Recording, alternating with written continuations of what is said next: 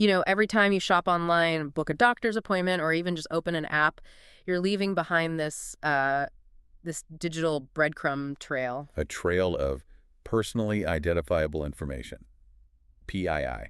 Exactly. And the big challenge for anyone trying to protect that data is, well, how do you keep it safe without just locking it in a vault where it's totally useless? Right. And I think we have to start with the definitions because people often confuse privacy and security. Okay. Privacy is the curtain. It's about shielding who you are, protecting your identifiability. Security, on the other hand, is the lock on the door. It stops unauthorized access.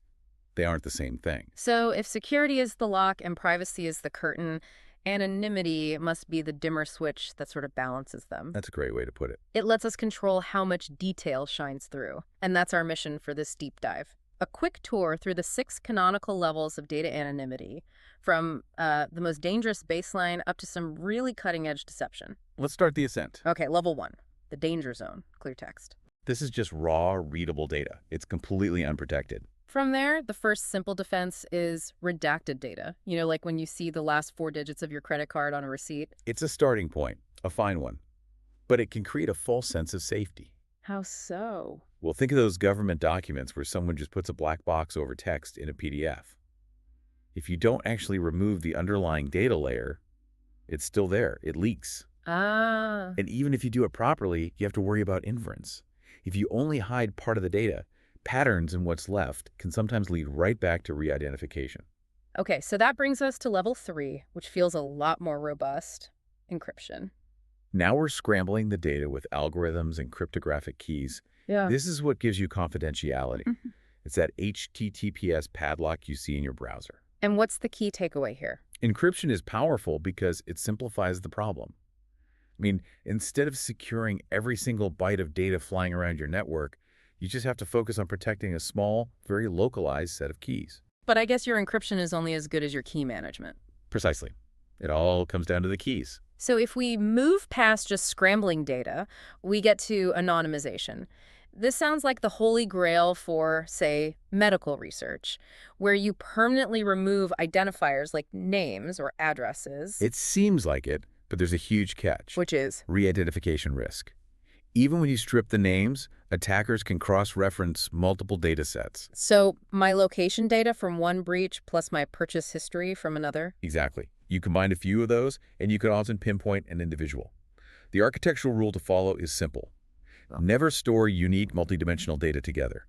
Don't put an IP address with an exact timestamp or a specific location with a birth year. That combination almost always creates a traceable identity. Okay, so then the next step is substitution. Level 5, tokenization. Right. Instead of just removing data, you replace it. A sensitive credit card number becomes a non-sensitive placeholder, a token, something like TKN 2398AB12. This is huge for payment compliance, right? Absolutely. But traditional tokenization has one major flaw. It needs a central, secure vault to look up the original data. And that vault becomes the #1 target. The single most valuable target. That's why cutting-edge systems now use what are called zero-knowledge tokens. They get rid of the vault entirely. So how does that work? The token itself is useless unless you also have the user's secret key or seed.